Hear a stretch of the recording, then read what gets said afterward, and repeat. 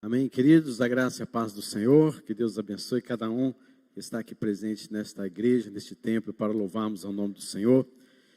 Vamos meditar assim na palavra de Deus nesta noite, queridos. Eu convido você a abrir a sua Bíblia em Marcos, capítulo de número 5, e eu farei as leituras dos versículos 1 a 20. Marcos, Evangelho de Marcos, capítulo de número 5, versículos de 1 a 20. Onde fala sobre a cura do endemoniado Gerazeno. Diz assim a palavra do Senhor em Marcos, capítulo de número 5, de 1 a 20. Entre mentes chegaram à outra margem do mar, à terra dos Gerazenos. Ao desembarcar, logo veio dos sepulcros ao seu encontro um homem possesso de um espírito imundo, o qual vivia nos sepulcros e nem mesmo com cadeias alguém podia prendê-lo, porque tendo sido muitas vezes preso com grilhões e cadeias, as cadeias foram quebradas por ele, e os grilhões despedaçados, e ninguém podia subjugá-lo. Andava sempre, de noite e de dia, chamando por entre os sepulcros e pelos montes, ferindo-se com pedras. Quando de longe viu Jesus, correu e o adorou, exclamando com alta voz: Que tenho eu contigo, Jesus, Filho do Deus Altíssimo? Conjuro-te por Deus que não me atormentes. Porque Jesus lhe dissera: Espírito imundo, sai desse homem. E perguntou-lhe: Qual é o teu nome? Respondeu ele: Legião é o meu nome, porque somos muitos. E rogou-lhe encarecidamente que não os mandasse para fora do país. Ora, pastava ali pelo monte uma grande manada de porcos, e os espíritos imundos rogaram a Jesus, dizendo: Manda-nos para os porcos, para que entremos nele. Jesus o permitiu. Então, saindo os espíritos imundos, entraram nos porcos, e a manada, que era cerca de 2.000, precipitou-se despenhadeiro abaixo para dentro do mar, onde se afogaram. Os porqueiros fugiram e anunciaram na cidade pelos campos, e então saiu o povo para ver o que sucedera. Indo ter com Jesus, viram o endemoniado, o que tivera a legião, assentado, vestido e em perfeito juízo, e temeram. Os que haviam presenciado os fatos contaram-lhes o que acontecera ao endemoniado e acerca dos porcos, e entraram a rogar-lhe que se retirasse da terra deles. Ao entrar Jesus no barco, suplicava-lhe o que fora endemoniado que o deixasse estar com ele. Jesus, porém, não lhe o permitiu, mas ordenou-lhe: Vá para a tua casa, para os teus, anuncia-lhes tudo o que o Senhor te fez e como teve compaixão de ti. Então ele se foi e começou a proclamar em Decápolis tudo o que Jesus lhe fizera, e todos se admiravam. Senhor, é a tua palavra que foi lida, que o teu Espírito Santo venha falar aos nossos corações. Fortaleça-nos para que saibamos que só no Senhor há verdadeira liberdade. Nós bendizemos o teu nome por este ato aqui feito e pedimos que o Senhor traga este texto, traga este contexto, traga estas aplicações aos nossos corações, em nome de Jesus. Amém, Senhor. Meus irmãos, o que pode libertar e dar verdadeira dignidade à vida do ser humano? Nós sabemos que a resposta é Cristo Jesus. Mas nesse texto nós vamos ver como que Jesus libertou este homem e trouxe-lhe dignidade de volta.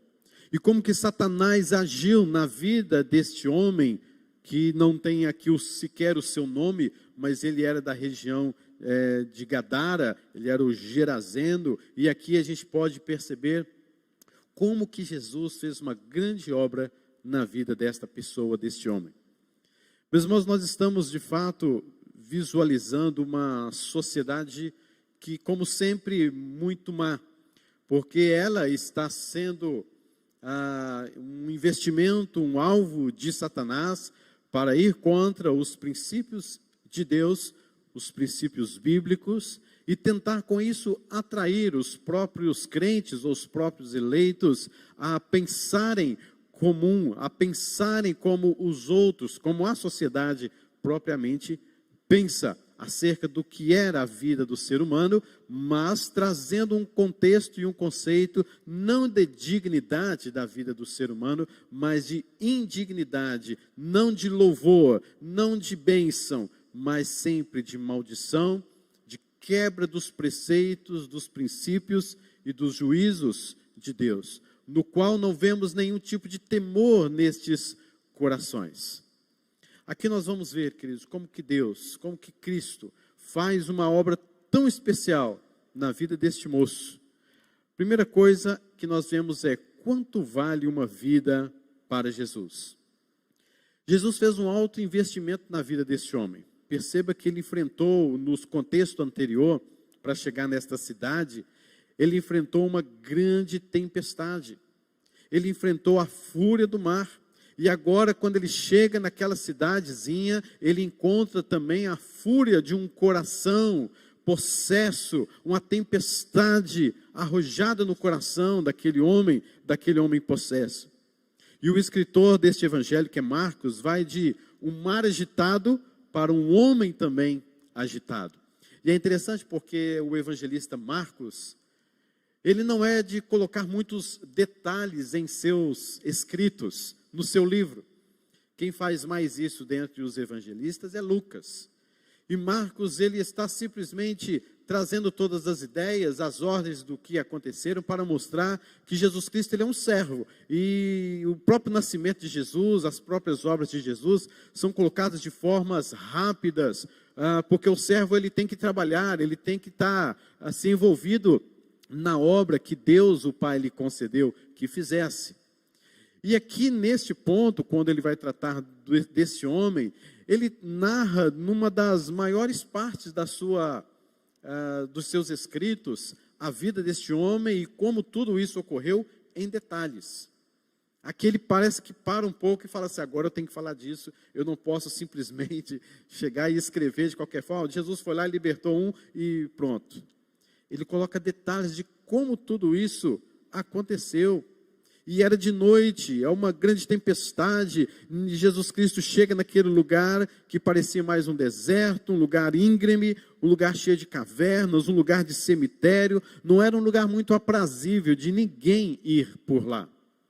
O lugar, como você já percebe, já até dava algum tipo de medo nas pessoas. E é desse lugar sombrio, é desse lugar terrível, é desse lugar de possessão demoníaca, é desse lugar que um homem nesse estado que estava passando, é que Jesus faz uma das maiores libertações. Queridos, e Jesus Cristo então dá valor a esta vida, porque ele vai até aquela cidade, enfrenta a tempestade para libertar apenas um homem. E ele depois é expulso também, manda que fosse embora daquela cidade, ele volta e depois ele vai seguindo a sua rotina.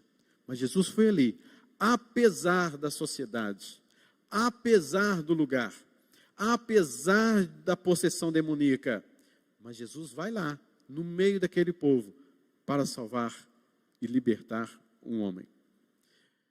Mas qual é o valor que Satanás dá para a vida do ser humano? É claro que nenhum. Mas Satanás aqui, queridos, a gente pode ver que ele roubou absolutamente tudo do que era precioso para esse homem. Aquele homem possuía uma família, ele possuía liberdade, saúde, saúde física, saúde mental, ele tinha sua dignidade como qualquer um outro, ele tinha paz, ele tinha decência, mas Satanás roubou absolutamente tudo deste homem. O texto nos fala no versículo de número 9, que havia dentro dele uma legião de demônios.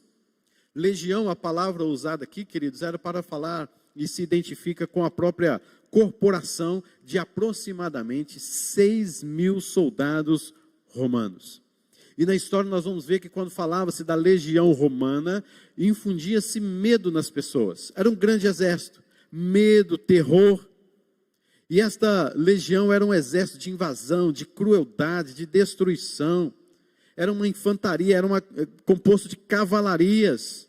Havia flecheiros, estrategistas, combatentes fortes, incendiários e aqueles que lutavam com espadas. E quando Satanás fala uma legião, na mente daqueles que ouviram isso, já entenderam que é gente demais, né, ou demônios demais, e era uma batalha espiritual forte demais. Afinal de contas, é uma legião que estava tomando conta da vida daquele homem.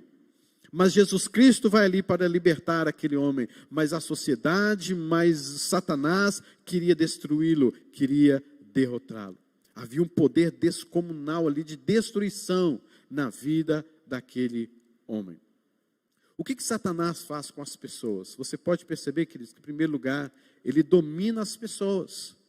Versículos 2 e 9, o versículo 2 nos diz: logo veio dos sepulcros um homem possesso de espírito imundo. Versículo 9, qual o teu nome? Legião, porque somos muitos. Ele domina, ele cria estratégias para destruir a vida do ser humano, para destruir a dignidade do ser humano, para destruir a dignidade da família, para destruir aquilo que Deus construiu, aquilo que Deus criou como um projeto de fato para a sua própria glória. Este homem estava possesso, não era uma doença mental, não era algo psicológico, era algo espiritual. E esse homem, querido, não estava no controle de si mesmo. Satanás estava dominando a mente dele, Satanás estava dominando o contexto dele, absolutamente tudo na vida dele. Esta era um tipo de pessoa possessa que manifestava uma força sobrenatural. O versículo 3 nos fala que ele vivia nos sepulcros, e nem mesmo com cadeias alguém podia prendê-lo. Olha só, o versículo número 4 continua: por quê? Tendo sido muitas vezes preso com grilhões e cadeias, as cadeias foram quebradas por ele, e os grilhões despedaçados. Ninguém podia dominá-lo, subjugá-lo, detê-lo. Meus irmãos, pensa você sair na rua com um negócio desse. Pensa você andar naquela cidadezinha com um homem solto, prendia e o homem despedaçava os grilhões, prendia e o homem estava ali de novo, nu, andava nu, sujo. Diz o texto, olha só para os irmãos verem no versículo 5, andava de noite e de dia, clamando por entre os sepulcros. Que negócio doido é esse? De noite andar pelos sepulcros afora, clamando pelos sepulcros, que negócio é esse? E saía também pelos montes, andando, todo tresloucado e ferindo-se com pedras. Meu Deus do céu, que situação! Que momento que esse homem está passando por ser, ou está possesso de demônios. Ele tinha também, queridos, um acesso muito grande de raiva. Mateus capítulo de número 8, narrando esse próprio evento, é o próprio livro de Mateus que fala que ele ficava enraivecido, a tal ponto que ninguém podia passar por aqueles caminhos, para esses montes ou para o cemitério. Se alguém morresse, ele no meio da caminhada, ele barrava aquele féretro que estava em caminho para enterrar os seus mortos. Se alguém passasse por ali, tivesse necessidade de passar por ali, ele enraivecido. As pessoas tinham medo desse homem. Esse homem estava enraivecido, como diz Mateus capítulo de número 8, versículo 28. E queridos, ele perdeu o seu amor próprio. Versículo de número 5, versículo de número 3, é que nos mostram isso. Queridos, Satanás estava arrastando este homem para a sua total impureza. Satanás levou este homem, querido, a fazer coisas onde a sociedade e o próprio Deus, obviamente, rejeitavam. E aqui a gente vê que andava nu e falando certas coisas e buscando certas coisas, cometendo pecados em cima de pecado. Esse espírito era um espírito imundo que o levava sempre a lugares impuros, ao cemitério, para viver no meio de mortos, para viver no meio de sepulcros. A impureza deste homem, queridos, era muito bem notada. Os judeus consideravam aquela terra ali já de gente impura, porque aqui é a terra dos gentios, não era uma terra dos judeus. Em seguida também, queridos, era um lugar de túmulos, era um lugar de cemitérios. E ali este homem estava perdido na sua dignidade, no que é de fato a vida do ser humano. Então, ele não tinha em seu coração, e quem olhava para aquele homem não podia encontrar fé, não podia encontrar esperança, não podia encontrar amor. Esta era a situação caótica, terrível deste homem. Mas, queridos, minha pergunta diante disso: o que a sociedade daquela época podia fazer com um homem desse? Versículos 3, versículo 4, especialmente o versículo número 4, nos diz: ele tendo sido muitas vezes preso com grilhões. As pessoas que ali ao redor estavam tentavam prendê-lo de alguma forma, tentavam colocar em cadeias, e essas cadeias eram quebradas por ele. Queridos, a sociedade também, dentro da sua perspectiva, tentou até fazer algo por aquele homem, mas não funciona. Sociedade não pode libertar ninguém não, pelo contrário, a sociedade oprime mais. Pelo contrário, a sociedade, além de vê-lo possesso, além de vê-lo dessa forma, ainda, querido, tentando o prender ainda mais, tentando que com isso, este homem fosse liberto, ou que tivesse paz naquela comunidade, pensando em prendê-lo, daria paz. Mas este homem sempre quebrava os seus grilhões, despedaçava. A pessoa ia lá, fazia uma prisão para ele, agora ele não arrebenta não, agora quero ver esse cara aqui arrebentar esse negócio aqui. Colocava ele preso, mas não durava aí, quem sabe, talvez horas, minutos, ele já quebrava tudo aquilo e ia espalhar desespero dentro daquela sociedade. A sociedade, querido, afetou esse homem do seu convívio social, a sociedade acorrentou esse homem, a sociedade, queridos, estava ali tentando fazer algo, mas tudo que ela fazia era exatamente diferente daquilo que somente uma pessoa poderia fazer. Sociedade não socializa ninguém, a sociedade não pode ressocializar ninguém. A prisão, vemos aqui, prisão não ressocializa ninguém. Queridos, mais de 70% dos presos na nossa sociedade não são ressocializados. A nossa comunidade, a nossa sociedade precisa rever muito dos seus conceitos sobre o que é ressocialização, que é uma palavrinha que eu tenho uma enjoança, uma palavrinha que eu tenho nojo de ficar ouvindo por aí afora. Porque fulano de tal poderia ter sido ressocializado. Tenha dó, queridos. Não é assim. A sociedade tenta fazer isso, a sociedade tenta prendê-lo mais, mas não há como ter salvação, como ter libertação, se a sociedade o prende ainda mais. Há uma única coisa, há uma única saída para que o homem realmente volte a ter a sua verdadeira dignidade. Versículos de número 6 a 15 vai nos mostrar quem é que pode fazer isso.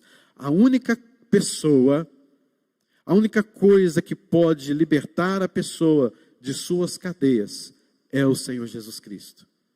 É o poder do Evangelho. A sociedade tem tentado fazer, a sociedade tem tentado isso. E nessas tentativas, o que a sociedade tem feito, querido, é ir muito mais além. É ir muito mais do que ela pensa que pode estar ajudando. Todos estes movimentos que vemos por aí afora, nós vamos agora trazer liberdade à sociedade. E essa palavra liberdade é outra palavra também que a gente tem tido um certo nojo nestes últimos dias, nesses últimos tempos, quando, é claro, não se fala da liberdade em Cristo Jesus. Mas essa tal liberdade que o mundo prega por aí afora, quando na verdade, queridos, a sociedade tem ficado presa cada vez mais. Não há liberdade. Na sociedade, no mundo de hoje, não há liberdade, há mais prisões. Nós vamos libertar o mundo e o problema do mundo é a família. Que coisa diabólica, é de alguém possesso, é de alguém que tem um coração depravado mesmo, para dizer umas coisas dessas. Nós vamos libertar este mundo liberando maconha, nós vamos libertar este mundo liberando a geral. Diabólico isso. Pernicioso, perversidade. E é isso que a sociedade faz, ao pensar em que se pode libertar, prende-se ainda mais, condena-se ainda mais, prejudica a si mesmo ainda mais. Mas Jesus liberta esse homem da escravidão dos demônios. Versículo 6 a 15. Jesus, querido, se manifestou para destruir as obras do diabo. 1 João, capítulo número 3, versículo 8. É diante de Jesus que todo joelho se dobrará e toda língua confessará que Ele é o Senhor. Até os demônios estão debaixo da autoridade de Jesus. Até os demônios se prostram diante de Jesus, confessam, sabem e buscam a presença de Jesus, como eles fizeram aqui nesse instante, no sentido de buscar a presença dele, ou seja, de ir até ele e falar assim: não nos mande para um outro país. Ele está dizendo: não nos mande para o inferno, mas mande-nos para os porcos, porque nós queremos atormentar mais gente por aí. E eu sei lá o que esses demônios queriam da vida, mas Jesus Cristo os condena, Jesus Cristo os repreende e Jesus Cristo liberta a vida daquele homem. Cristo Jesus atormentou aquela legião.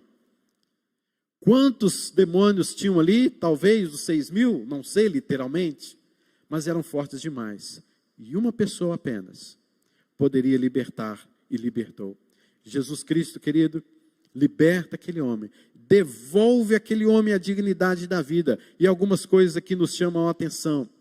Quando Jesus Cristo devolve a dignidade à vida daquele homem, em primeiro lugar, a gente encontra no versículo número 15, indo ter com Jesus, viram um endemoniado que tivera legião, assentado, vestido e em perfeito juízo, e temeram. Olha o que Jesus Cristo faz. Querido, não é a sociedade que deve ditar normas para nós, mas é o Evangelho, é a palavra de Deus que vem trazer vida, vem trazer libertação, vem trazer, querido, dignidade, vem mudar a vida do ser humano. É só Jesus. Diz o texto que este homem estava em perfeito juízo.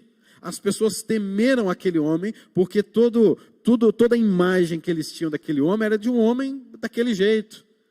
Possesso, demoníaco, nu, podre, um mau cheiro, o rosto deformado, de mau hálito. E agora ele está em perfeito juízo, sentado, vestido aos pés de Jesus. Em terceiro lugar, querido, este homem estava buscando ser transformado e buscando ser um missionário aos pés de Jesus. E Jesus então, por último, queridos, para a nossa meditação, nos versículos 18 e 19, Jesus dá a este homem uma gloriosa missão. Ao entrar Jesus no barco, suplicava-lhe. Este homem que agora estava liberto, este homem, queridos, que agora é um homem de Deus, é um homem convertido, um homem que experimentou tudo que a sociedade queria infligi-lo, queria prendê-lo ainda mais, queria fazer ainda mais opressão sobre ele. Este homem está liberto, ele está em perfeito juízo, e ele agora vai até os pés de Jesus, e quando Jesus, expulso daquela cidadezinha, entra no barco, este homem vai atrás dele e diz assim: eu quero ir com você, eu quero seguir a você, eu quero estar contigo, Jesus. Jesus, porém, não lhe permitiu. Interessante, porque quando os demônios pediram a Jesus: deixa-nos ir para lá, para esses porcos, Jesus permitiu. Mas quando este homem, agora em perfeito juízo, disse: deixa-me ir contigo, Jesus não permitiu. Porque Jesus deu uma missão gloriosíssima para esse homem. Porque a missão deste homem, o chamado deste homem, era um chamado glorioso, fantástico. Um chamado específico e honrado, ou honroso. Disse Jesus: vai para a tua casa, para os teus, e anuncia-lhes tudo que o Senhor te fez, e como teve compaixão de ti. Então ele foi e começou a proclamar em 10 cidades, Decápolis, tudo que Jesus lhe fizeram, e todos se admiravam. Agora ele tem fé, agora ele tem amor, agora ele tem esperança, e ele faz isso agora de casa em casa. Ele vai agora pregando o Evangelho dentro da sua família. Queridos, nós precisamos começar a pregar o Evangelho dentro da nossa casa. Há muitas pessoas que são convertidas há anos, mas que talvez ainda não se deram conta de que o evangelho tem que começar na sua casa, que tem que testemunhar para os seus filhos, que tem que ensinar para os seus filhos, e que tem que ensinar para a sua esposa, que tem que sentar com o seu esposo e orar com ele, os seus parentes, quem sabe um amigo mais chegado que um irmão, que é quase um parente ali, mas tem que pregarmos em casa, temos que falar dentro de casa, queridos, as maravilhas que Deus fez na nossa vida, é pregar na família, é estruturar a família, é fortalecer a família, não no poder da legião de 6.000 demônios, mas no poder que vem do alto, no poder do evangelho, não, queridos, tentando fazer alguma coisa como a sociedade tem feito, não querendo nos estruturar como a sociedade faz, de prender, de matar cada vez mais, mas, queridos, pregar libertação, pregar o poder de Deus, pregar vida nova, pregar momento novo, pregar o evangelho, que tem poder para quebrar corações, que tem poder para destruir muralhas e fazer de uma vida um homem caído, um homem levantado para a glória do Senhor Jesus Cristo. Fé, esperança e amor estão no coração deste homem, e este homem começa a pregar de casa em casa. Vamos fortalecer a nossa casa.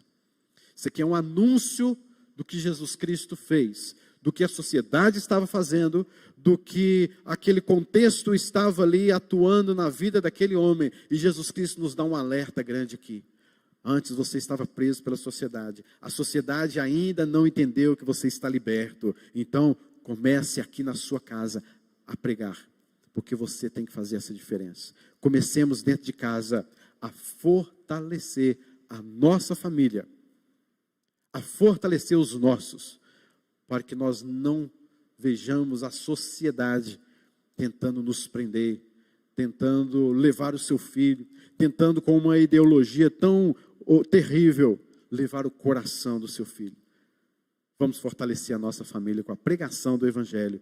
Vamos mostrar à nossa família como que Deus tem compaixão destas pessoas. Que Deus tenha misericórdia de nós, em nome de Jesus. Amém.